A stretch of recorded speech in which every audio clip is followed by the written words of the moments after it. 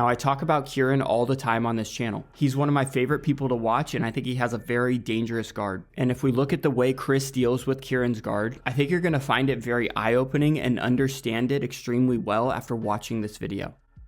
Kieran is initially playing a low knee shield, and Chris is trying to get...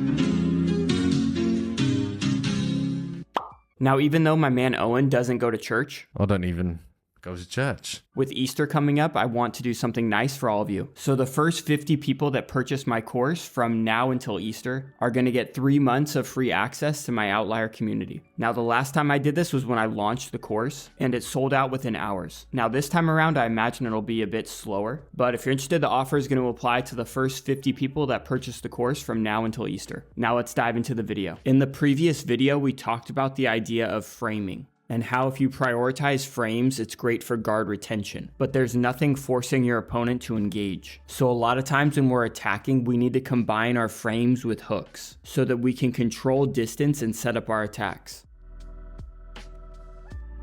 Now, what the top person's going to want to do is get chest to chest and control our head and shoulders. And oftentimes they're going to try and get an underhook by smacking our frames off. But if we're able to keep our elbow in line with our rib cage, it's going to be very difficult for them to get that underhook. So a lot of times when we're grip fighting, we're doing so by keeping our top arm in line with our rib cage.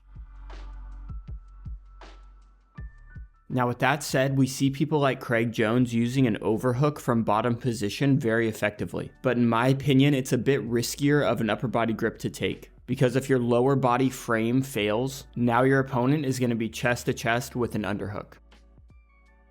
So basically what this comes down to is how good of a connection you have with your lower body. If you have a good connection and strong frames with your lower body, you can take more risks with your upper body. My knee connection to the hip wasn't so good.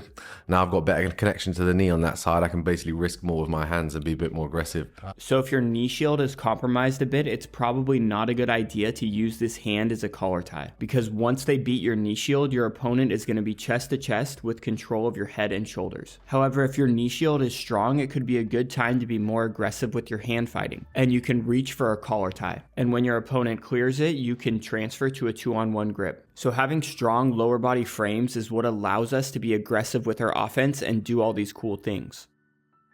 Now, when we're deciding what type of frame to use with our lower body, we have 3 basic options. We have a high knee shield, we have a low knee shield, and we have butterfly half guard. Now, traditionally, I think these are taught as 3 different types of guard, but I think the best people in the world use all 3 of them together. But before we talk about how to do that, I think it's important for us to discuss the primary goal of the top player, and that is going to be to get a tight waist around our hip. If you give them access to the tight waist, it's not looking good. Now, the high knee shield does a great job of denying that tight waist, and it's very difficult for your opponent to control your hip in any meaningful way, whereas a low knee shield is going to give the top player more access to your hip. And the same thing goes for butterfly half guard. Your opponent is going to have access to your hip and the tight waist. From an offensive perspective, I think a lot of people enjoy butterfly half guard. There are a ton of good attacks and sweeping options from this position. However, from a defensive perspective, you can't afford your knees to get smashed together. And from butterfly half guard or a high knee shield, it's very difficult to force your opponent to engage. And they can often just stand up and put pretty serious passing pressure.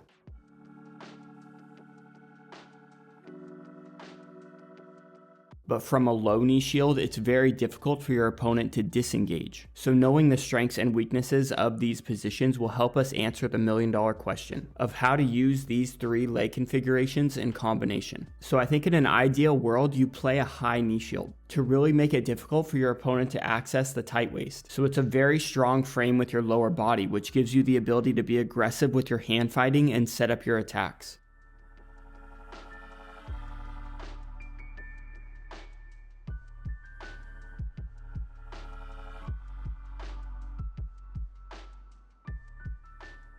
But this strategy relies on your opponent wanting to engage because there's no real hooks in place forcing them to stay down and play that game. So if this is the case, it could be a really good time to start complaining. And maybe you can even start waving them in to get the crowd and the judges on your side. And hopefully they take the bait so you can keep your high knee shield and you can make some sort of connection with your arms so you can go into your attacks. Or even better, the rule set will be one that really incentivizes the top player to go forward. So even though you're playing a high knee shield, the ref will give them a warning for stalling, or even penalize them for not engaging with your high knee shield, which again, I think is the most ideal situation for the bottom player, because it gives you a very strong frame with your lower body and frees up your upper body to make connections to your opponent and set up your attacks. But if our opponent is just not engaging, out of these three options, there's only really one choice to force them to engage, and that is the low knee shield. And when we play with the low knee shield, our opponent does have the ability to get to that tight waist. So the low knee shield makes us more sticky from bottom position, but it also gives our opponent a little bit to work with. So they should be a bit more open to the idea of coming forward and engaging. Now, an extremely common sequence is the low knee shield is used until a connection is made with our arms, because now our arms make it difficult for our opponent to disengage. So now we can go into a more offensive position like butterfly half guard and initiate our attacks. Again, here we see a low knee shield being played until a connection is made with the far arm, and then the butterfly hook comes in. Again, if we pummel our butterfly hook in with no connection with our arms, then our opponent has a few very reliable defensive options. But if we use a low knee shield to connect to our opponent with our arms, or we can even make the connection standing. But the idea is that you have some sort of connection to your opponent with your arms before pummeling in your butterfly hook. So if we watch this sequence here, I think it does a good job of explaining everything we've talked about, where Gordon starts with a low knee shield and Nicky is engaging. But then Gordon transfers to a high knee shield and tries to get a hold of Nicky before he can disengage. But Nicky respects the high knee shield, backs away, and they reset.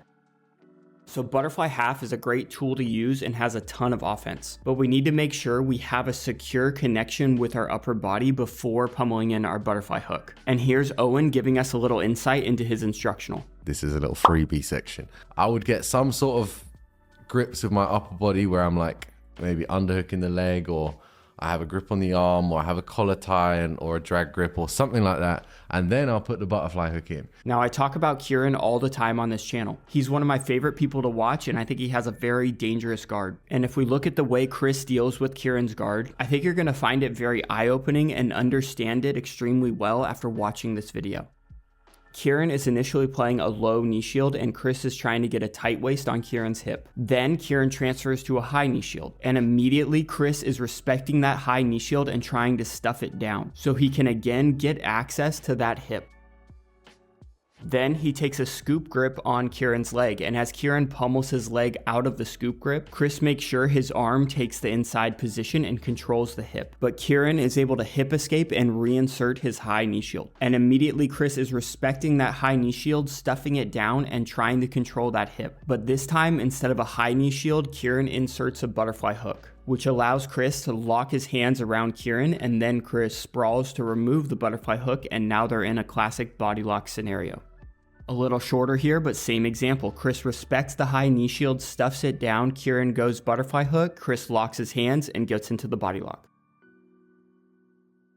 So to sum this video up, ideally you're able to just stick with a high knee shield, and your opponent is engaging, which will allow you to connect to them with your upper body and go into your attacks.